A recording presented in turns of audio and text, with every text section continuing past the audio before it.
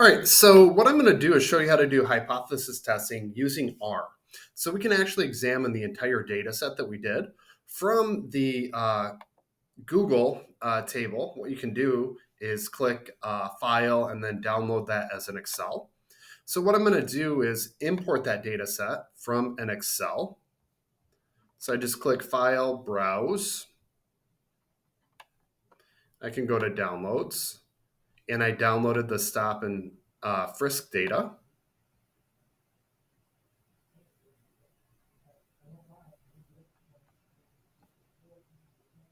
And then it's going to retrieve the data. And then I'm just going to do a few things to do the chi-square testing. So I'm going to show you how I did that.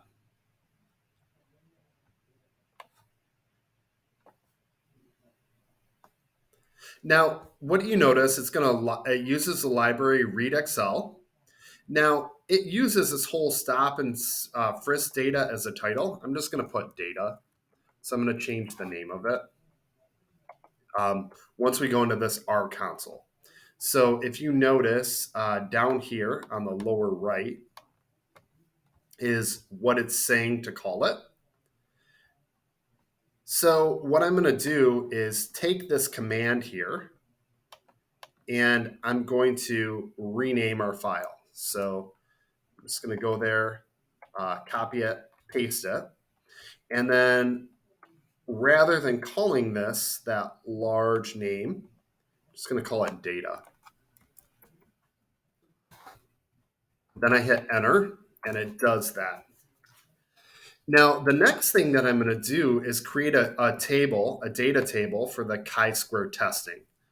So I'm going to call this table data table.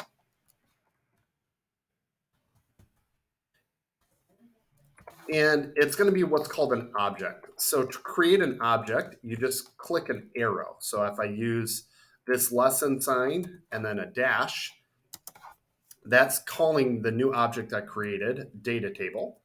Then I'm going to use a table function of, and I'm going to call this data, and then I use the money sign to call the columns that I want. So I want to see is race. So I click on data, money sign, suspect, race. And then I also want to include, so I press comma, space, data, and then I want the column name of the highest force level use. So when I do this, it creates my new data table. And then what I can do to see it, I can just type in data table. And I do have to check the conditions. So remember to do chi-square testing. We have to have all of the numbers greater than 5. And then we also have to have a large data set. So that has been satisfied. Now, if you look how I did this, I looked at, well, how do I import the data? What would I call it? And then I just Googled chi-square testing in R. So now I have my data table. So if you look here, we have a data table. Step 1 was create the table. Step 2, we need to perform the chi-square test. So I'm just going to copy this and go back to R. And I'm going to put in that command. Now remember, we didn't call our object data. We called our object data table. And I just put that in. And it ran our chi-square test. And our test statistic was 2,324.4. That's very large. Our degrees of freedom is 16. Our p-value is 2.2 times e to the negative 16, basically 0. So we can conclude there is an association in the data. So now I can just go and write that out. So remember,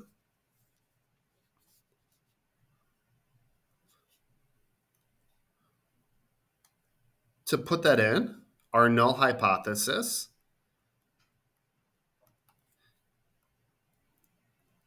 is that race and force level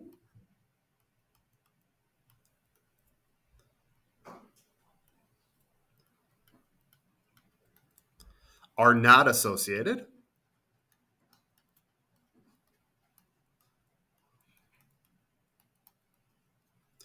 And then our alternative hypothesis would be that race and force level are associated.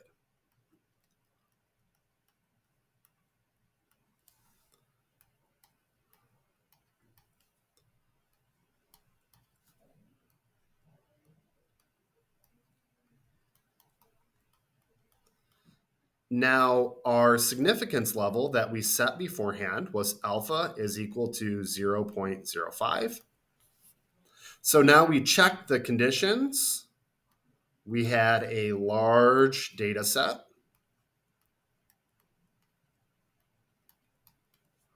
And then all the cells in the table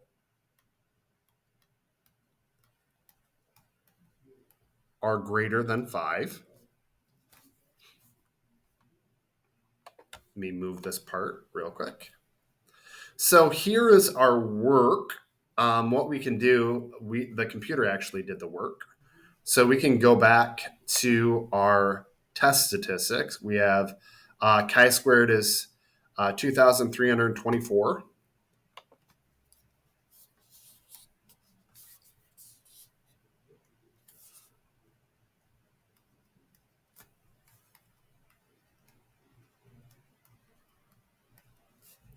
And then our p-value, it was so small, once you go to like 3 decimal places, we can just say our p-value is 0. So based on that, if we did a picture of that, our chi-squared level is so high here that the probability is about 0. So the work, you can do that test statistic. We did that in class, but you can actually do large data sets in R. So our conclusion would be that we reject the null hypothesis. So since our p level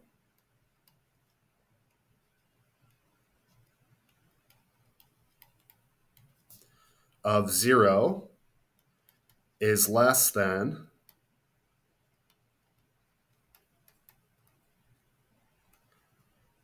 0.05, we reject the null hypothesis.